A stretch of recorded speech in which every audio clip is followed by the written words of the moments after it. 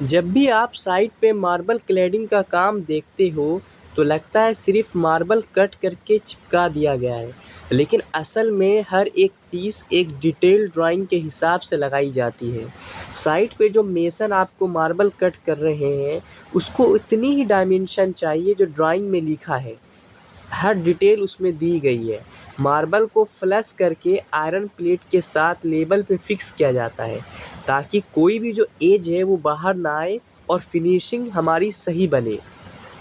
आप अगर ड्राइंग को देखोगे तो उसमें हर चीज़ लिखा है कि मार्बल की थिकनेस कितनी है, प्लाईवुड और फ्रेमवर्क का डिटेल और कहाँ पर वुडन फ्लूटिंग या फैब्रिक पैनल लगेगा। साइट इंजीनियर का काम होता है ये सबको चेक करना कि ड्राइंग के हिसाब से काम हो रहा है या नहीं।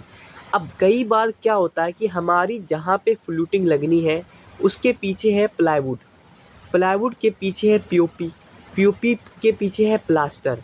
तो हमें चारों चीज़ों को कनेक्ट करना पड़ता है कि क्या उसके पहले वाला काम सही है। जैसे इलेक्ट्रिकल पॉइंट्स होते हैं, कई बार आप देखोगे कि लाइट लगने वाली हमारे फ्लूटिंग में या हमारी स्ट्रिप लाइट है, जो भी प्रोफाइल लाइट है, तो उनके लिए हमें लाइट के पॉइंट्स चाहिए। अगर पत्थर हमने लगा दिया तो उसके बाद कुछ नहीं हो सकता। तो हमें ये बहुत इम्पोर्टेंट हो जाता है इन पॉइंट्स को चेक करना कि कहीं पे कोई प्रोविज़न कोई चीज़ आ रही हो, तो अगर हमने एक बार वॉल पैनलिंग कर दी तो उसके बाद कुछ नहीं कर सकते। अगर आप बात करोगे 3D रेंडर के कंपेयर करो तो समझ आता है कि कैसे ग्रुप्स लाइट के साथ हाईलाइट हो रहे हैं।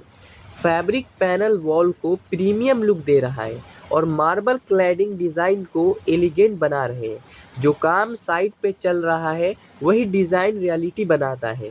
इसलिए मार्बल क्लैडिंग सिर्फ स्टोन लगाने का काम नहीं है, ये एक प्रोफेशनल प्रोसेस है जिसमें ड्राइंग, कटिंग, अलाइनमेंट और फिनिशिंग सब इक्वली इम्पोर्टेंट होते हैं। और जहाँ तक मार्बल जो है बहुत महंगा होता है, अगर एक बार गलत पीसेज आपने लगा दिया तो फिर वो बहुत मुश्किल हो जाता है उसको निकालना, क्योंकि फिर उसमें पैसे लग जाते हैं। तो क्लाइंट एंड बहुत लोगों का मानना होता है कि फिर भाई रहने दो। तो इसको देखते हुए हमें इस काम को बहुत प्रिसीजन से करना चाहिए, संभल करके करना चाहिए।